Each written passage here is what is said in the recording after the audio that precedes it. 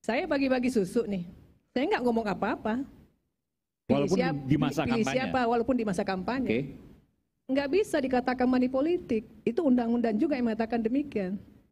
Jadi kasih uang misalnya nggak sebut harus pilih saya, itu nggak apa-apa? Nggak apa-apa.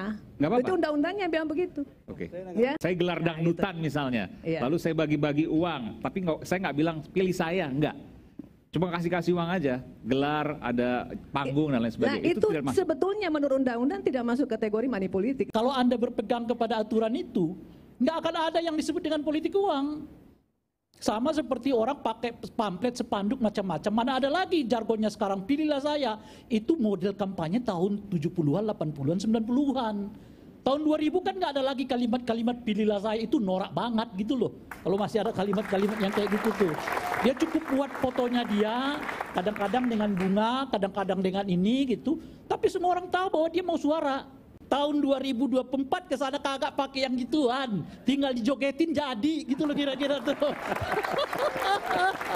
Saya sering kali sebutkan itu ke kawan-kawan Bawaslu, kalau kalian terpaku kepada hal yang begituan, kagak ada yang dinamakan dengan politik uang ini, selesai semua. Karena satu unsur aja mereka nggak penuhi, nggak terpenuhi. Kalau cara berpikirnya begitu, ya kan? Tapi kan yang terima uang, semua orang tahu gitu. Misalnya penelitian Kompas mengatakan itu, hampir berapa, 60-65 juta seingat saya ya, mereka yang memilih 02 itu karena ada unsur bansosnya ya. 51 juta pemilih yang memilih 02 ini faktornya karena kata dia karena ada bansos. Artinya apa? Apakah Pak Jokowi bagi-baginya pakai pilih ya 02? Kagak kan, nggak mungkin Pak Jokowi ngomong itu. Tapi semua orang yang terima tahu Pak Jokowi itu punya kecenderungan milih 02. Dengan begitu ya mereka juga pilih 02 semacam ungkapan terima kasih kepada Pak Jokowi yang baru bagi-bagi bansos.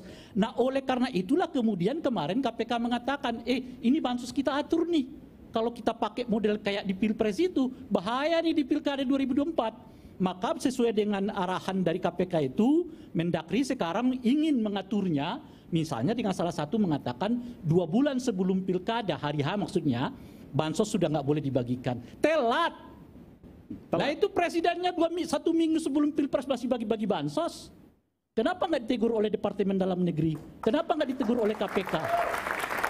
Iya kan telat. Itu kan kita mau mengatakan, KPK mau mengatakan, Menteri Dalam Negeri mau mengatakan, bansos itu punya efek terhadap keterpilihan seseorang.